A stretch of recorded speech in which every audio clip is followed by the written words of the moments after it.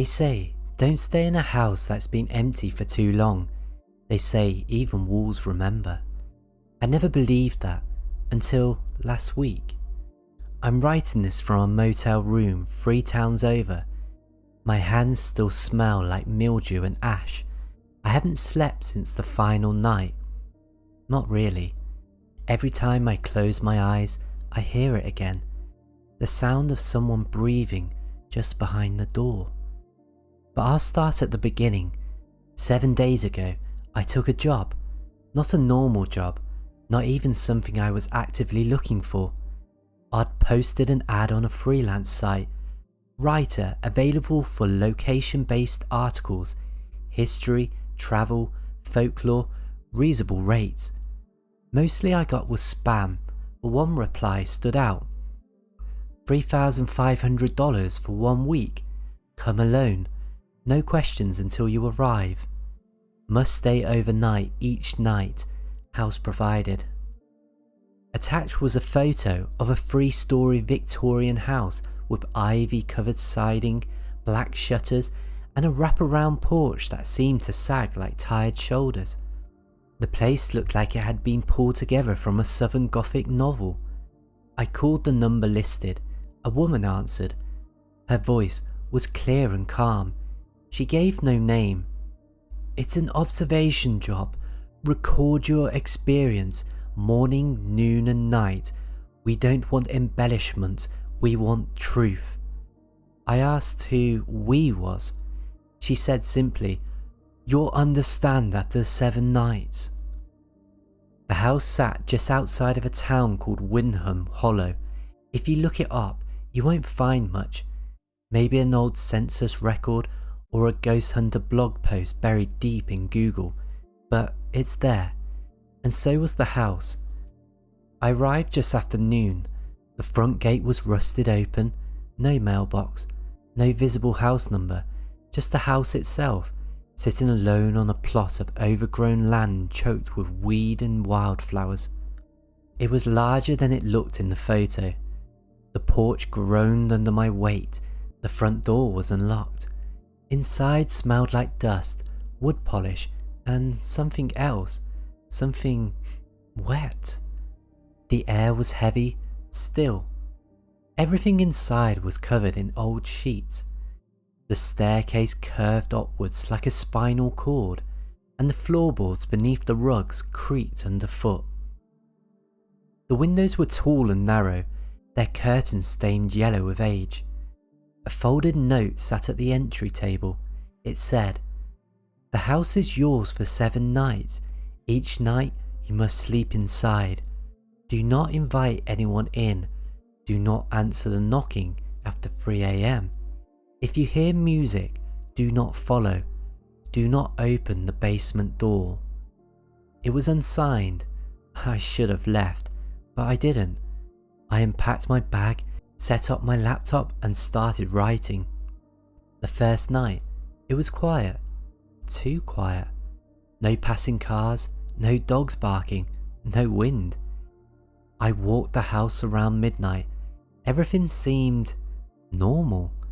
No flickering lights, no mysterious creaks beyond what you'd expect in an old house. Until I got to the 2nd floor hallway. The far bedroom door was slightly open.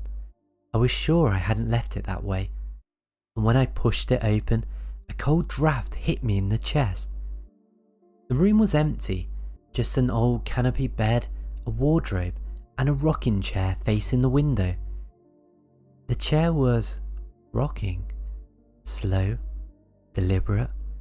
No wind, no movement in the room, just the chair, and a faint sound, like humming, soft, feminine, coming from the wardrobe. The chair eventually stopped, the humming faded. I didn't open the wardrobe. I shut the door and slept downstairs, fully clothed, and a flashlight in one hand and a kitchen knife in the other. At 2:59 a.m, something knocked on the front door 3 times. Then again. I didn't move. At 3:04 a.m, it stopped, but I swear I heard the back door unlock. I woke up on the living room couch to the sound of something ticking. It wasn't a clock. I hadn't seen a working one in the house yet. It sounded more like dripping, metallic, measured, like water tapping against an old pipe. I checked the kitchen. The sink was dry, but when I stepped into the hallway near the back of the house, the sound got louder. Tick, tick, tick, like a pocket watch swinging slowly from a string. Then I noticed something that hadn't been there the day before. A key, lying on the floor outside the pantry door. Small, old-fashioned, the kind you'd use for a music box. Cold to the touch.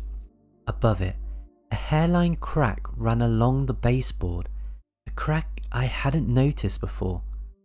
A door, hidden behind a coat rack, almost seamless against the wood panelling. A door I wasn't supposed to open. Do not open the basement door, the note had said, but I didn't open it. Not yet. By midday, the air in the house felt heavier, like walking through syrup. The rooms were colder, the shadows deeper. Not darker, deeper, like if you stared long enough you might fall into them. And the humming was back. It drifted from room to room, almost just out of reach. Female, soft, sad, like a lullaby being sung to an empty cradle. I followed it upstairs, through the hallway, and when I reached the guest room, the one with the rocking chair, it stopped. The wardrobe door was open. Inside, hanging from the wooden bar, was a dress. Old, yellowed, lace trimmed, and below it, a pair of feet, just hanging there, dangling inches above the floor, bare, pale. I blinked. Gone. Just the dress, no feet, no body. But the rocking chair behind me started moving again. I didn't turn around. Around 5 p.m, I was outside checking the perimeter. I found claw marks on the cellar door, not scratches, gouges, deep ones. Something had tried to get in or out. The padlock was missing and the door slightly ajar. A draft of air rolled out from the crack. It smelled like mould, copper, and something rotten underneath it all. I shut it, blocked it with a stone pantry. Then I went inside and shut every door, every curtain, and I turned on every light. But the house didn't feel brighter. It felt like I was being watched by something beneath the light. After dinner, I found something on the stairwell that hadn't been there earlier. A small wooden music box, carved with flowers and strange symbols. Its key was missing. I hadn't seen it before, and I'd walked those stairs half a dozen times that day. I took it to the kitchen and left it on the counter. An hour later, it was on the mantel in the parlour. I moved it again. I found it beside my pillow before bed. It hadn't played a note until just after midnight. Click. The sound of music box winding itself. Then, ding, ding, ding. 3 notes. Soft, slow, twisted slightly off key, like the song had aged and rotted. Then a whisper. Come downstairs. I froze. I hadn't spoken all day. I hadn't made a sound. But it was my voice. From the box. Softer now. Please. I'm so cold. The song kept playing. The same 3 notes. Over and over. Then a knock. From the basement door. I crept into the hall. The pantry door was wide open. The hidden door behind it now fully visible. Tall, narrow, old wood swelled with time. The key sat in the lock, waiting. I stood there for some time, just listening. There was no humming now, no music, only that slow, wet ticking from earlier, from beneath. Then the handle turned, on its own. Just a slight twitch, enough to confirm it wasn't a trick of the light. The door creaked inwards, an inch, no more, and something breathed. I slammed it shut, pulled the key out, and ran back to the couch and stayed there until sunrise. The music box played its last note at 3:13 AM, then silence. Tomorrow, I'll check the attic. I keep seeing someone standing at the top of the stairs, but when I blink, they're never there. I didn't sleep after what happened with the basement door. The key still sat in my pocket, ice cold even though the house was warm. I kept hearing the music box playing faintly through the night, like it had burrowed into my brain, and now the tune was stitched into my thoughts. 3 little notes, looping endlessly. When I finally passed out some time after dawn, I dreamed I was underground, wading through water. Something whispered my name over and over. Elijah. Only one person called me that, my brother. He died 2 years ago. That morning, I found an old photo album in the parlour cabinet, a thick leather cover, dust so thick it left residue on my hands. Inside were black and white portraits. At first, they were of strangers, families posed solemnly in the parlour, men in suspenders, women in high collars, children with face blurred from motion. But then I turned to a photo that made my breath catch. It was me. Same clothes, same face, standing in the front yard. Except the house behind me looked newer, restored, fresh paint, no sagging porch, and I was smiling, something I haven't done since I got here. Just before noon, I heard footsteps above me, heavy, measured, moving slowly across the attic floor. Until then, I hadn't found a way up there. But now, a narrow cord hung from the hallway ceiling, the kind you pull to open a hatch. I pulled it. Dust and bits of insulation rained down. The attic ladder unfolded, creaking like old bones. I stared into blackness above, then I climbed. The attic was surprisingly empty, no clutter, no cobwebs, just wood, cold, dry air, and light filtering through a single dirty window. At the far end was a trunk, large, leather-bound, with the initials E.H. etched into the side. My initials. I don't know why, but I opened it. Inside was a child's shoe, a melted candle, a photo of the house from high above, like from a plane, except it was night, and the house's windows were all lit from inside, even though I was the only one here. A piece of burlap, stained red, and a mirror. Not a large one, about the size of a dinner plate, but it was wrapped in linen cloth, tied with twine. There was a note, "Do not look unless you are ready to see." I backed away. The attic was silent, then something exhaled behind me. I turned fast, nothing there, but the attic window had fogged up from the inside, and something had drawn a handprint in the condensation. 5 fingers, but long, thin, not mine. Back downstairs, I placed the mirror, still wrapped, on the parlour table. I couldn't stop thinking about it. I left it there and took a walk around the property. The snow was deeper, the trees felt closer. When I came back, the mirror was unwrapped. I hadn't done it, and worse, it wasn't showing me, it was showing the attic, like a live feed, and in the reflection, something was walking across the floorboards, just out of frame. That night, I stayed in the master bedroom. Around 1 a.m, I heard the front door unlock. Footsteps entered the house, slow, dragging something behind them. I didn't move. I lay still, beneath the blankets, clutching the flashlight. The footsteps stopped outside the bedroom door. Then a knock, gentle, patient, like it knew I was awake. Then a voice. "Can I come in?"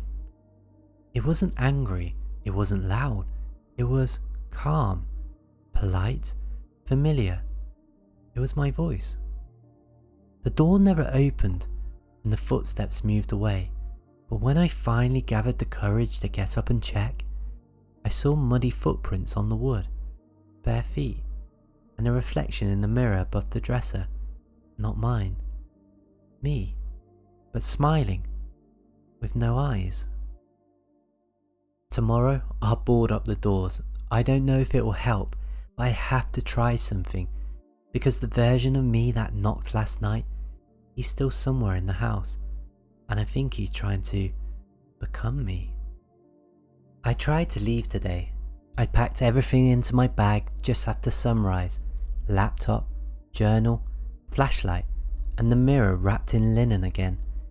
I didn't even bother changing clothes. The front door opened without resistance, but beyond it was just more house. A hallway, wood panelled, dimly lit, carpeted with the same runner from the second floor. I stepped forward and found myself in another room I've never seen. An old piano, peeling wallpaper, gas lamp flickering overhead.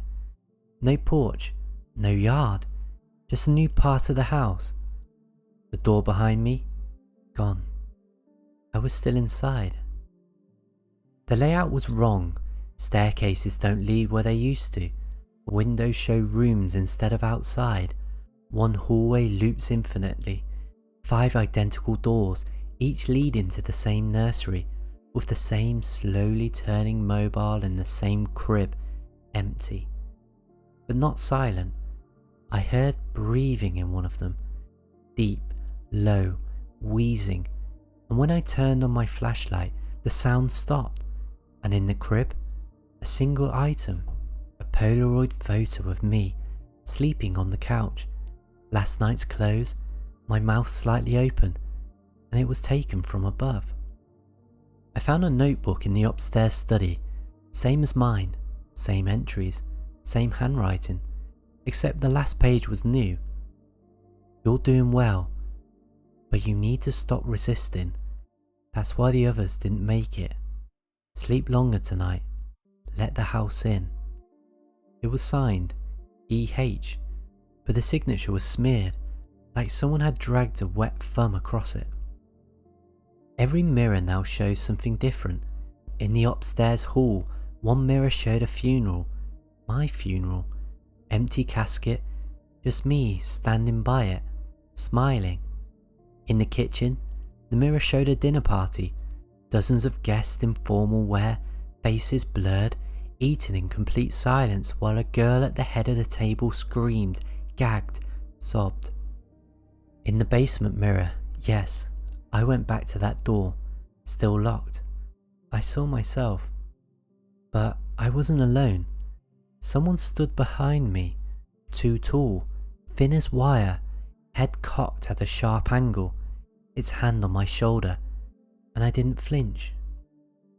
I caught him again, in the upstairs hallway, just before sunset. He was just standing at the end, staring. Same clothes, same face, but too still, too clean. His eyes were buttons, 2 black buttons sewed into his face. He lifted his hand, pointed at me, and whispered, "You're the reflection now." Then he turned and walked through the wall. No door, no distortion, just through. At midnight, I heard laughter, childlike, playful. It echoed from room to room, bouncing through vents and cracks. I followed it, through the changing corridors, down a spiral staircase that hadn't existed before, and into A theatre room. Hundreds of chairs, velvet lined, facing a single screen.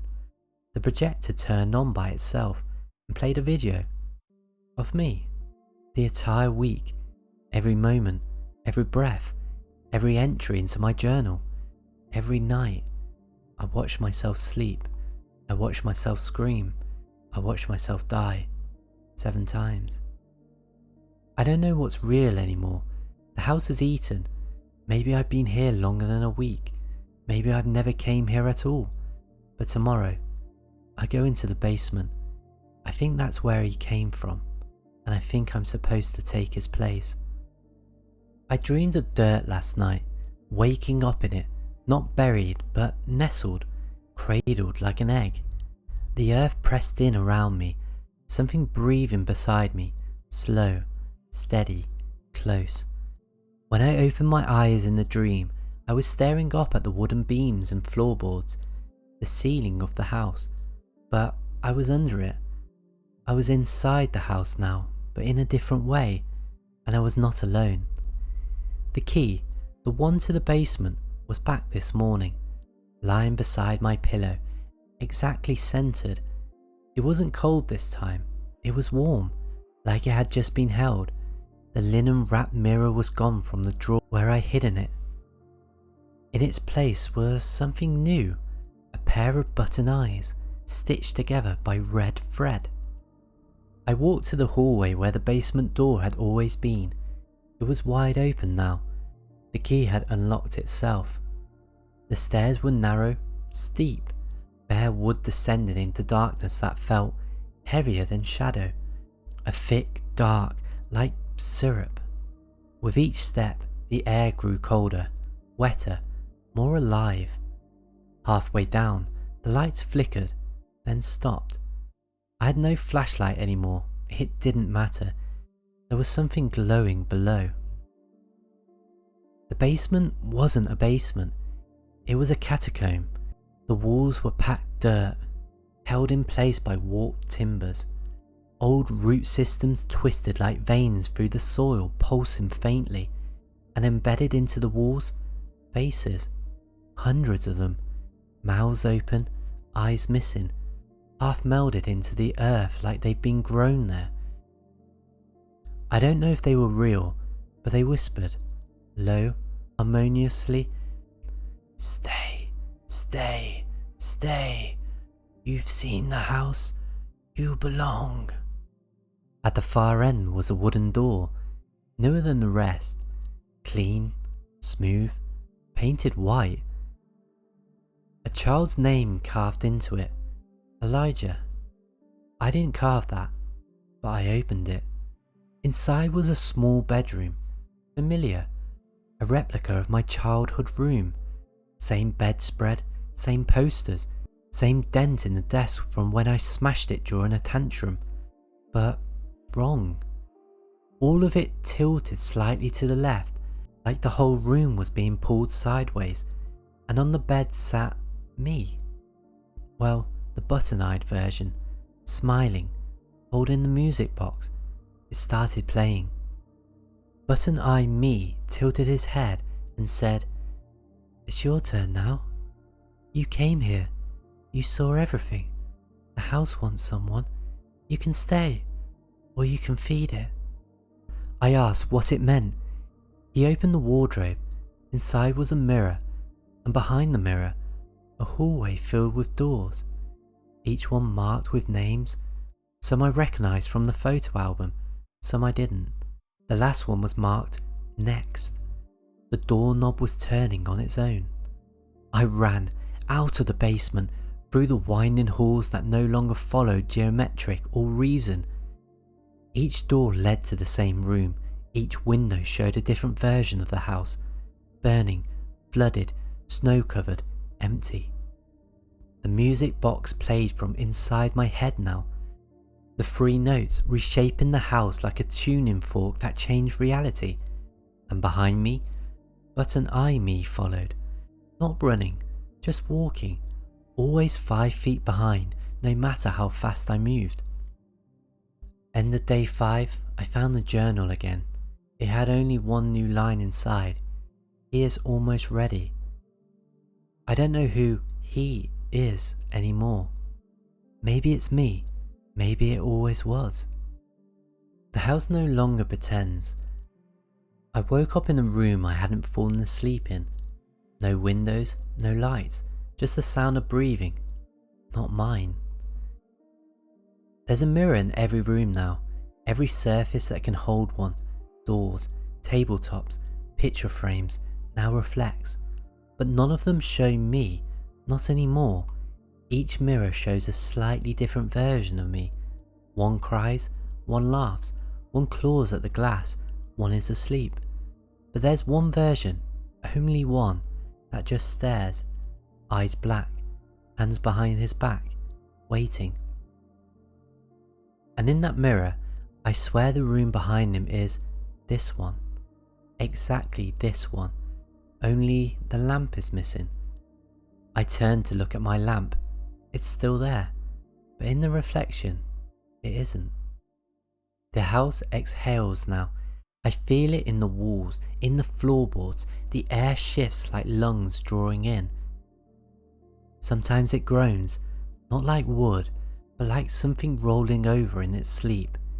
It sighs through the vents, and when I press my ear to the radiator, I hear a voice, mine, saying, "You should have let me in." Every stairwell leads downwards now. Even when I climb, even when I count the steps, they all take me down, into tighter corridors, lower ceilings, colder air, more mirrors. I've passed the same photo 5 times, an old woman smiling, but each time her smile grows wider, her eyes dimmer. The last time I passed her, she blinked. I found the dining room again today. It's set for dinner, places for 12. All the chairs are full now. Mannequins, still, porcelain skinned figures, each with different features. Each wearing old-fashioned clothes, all with mouths sewed shut. One of them looks like my father, another looks like me, younger, scared, head tilted like it's listening. A plate in front of each guest, and on every plate, a tooth. The house gave me a new journal, clean, smells like ash. The pages are brittle, every page already filled out with things I haven't written yet. Each entry is dated beyond today, tomorrow, the next day, the next week. One entry from next Friday reads, "The transition is complete. Elijah has been swallowed. The house wears his face." It's 3 AM now. I found the last room. I think it's the heart, a void, perfectly black, no floor, just a suspended door in the middle. It's open. I can't see what's beyond it, but I can hear it. Music box tones, 3 notes, over and over, and laughter. Tomorrow is day 7, and I think once I pass that door, I won't come back, or worse, I will, but it won't be me walking out. The house didn't wake me today, it let me sleep. That's how I knew something had changed. No creaking floorboards, no music box, no whispers behind the vents, just silence. Too perfect, like the moment before a scream. Every door was open this morning, every mirror uncovered. The hallways no longer loop, they all lead to the same place now. The door, the black door, suspended in nothing, the heart of the house. It floats, no hinges, no frame, just a single wooden door, old as sin, its knob worn smooth by generations of hands that probably never got to leave. And it's open. It's been open since I woke up. No sound comes from beyond it, no light, just gravity, just hunger. As I walked past the parlour mirror, I saw myself, the real me. Hair's a mess, pale, eyes sunken. Behind me stood button-eyed me. He leaned in and whispered, "Thank you, you've made room for me." Then he smiled, his buttons split open like eyelids, and behind them were my eyes, crying. I found the kitchen table set again, one plate, one cup, a silver fork laid perfectly straight, a note written perfectly. To leave, you must give the house what it wants most: memory, identity, voice. You may keep one. I didn't understand until I turned the page over. On the back was a list of names, mine included, all scratched out, all except one, Elijah Hollow. My initials, EH, the name carved into the basement trunk. I stood at the black door at midnight. Behind it, stars. But not like ours. These didn't twinkle, they pulsed, slow and steady, like they were alive, or watching. Something shifted in the void, like an enormous body rolling over in sleep. Then I heard it. The voice. All of them. Mine, my brother's, the woman who hummed, the other me, all speaking in unison. Come home. I stepped through. There was no pain, no sound, just memories leaving me, falling away like ash in the wind.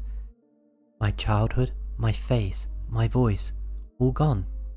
I held on to one thing, just one, a single thread to keep me tethered, my name. But even that began to fade, until someone pulled me back. In a hospital bed, blankets white, fluorescence buzzing overhead, a nurse asked me my name. I opened my mouth to answer and realised I didn't know. Not anymore. They found me wandering a highway 2 towns over, covered in soot, mouth stitched shut with black thread. They removed the stitches, but I haven't spoken since, not because I can't, but because I'm afraid if I do, someone else's voice would come out. The house is still there, waiting for the next writer, the next guest, the next story. And if you hear a knock at the door at 3 AM, don't answer, because it might be me, and I don't know whose face I'm wearing now.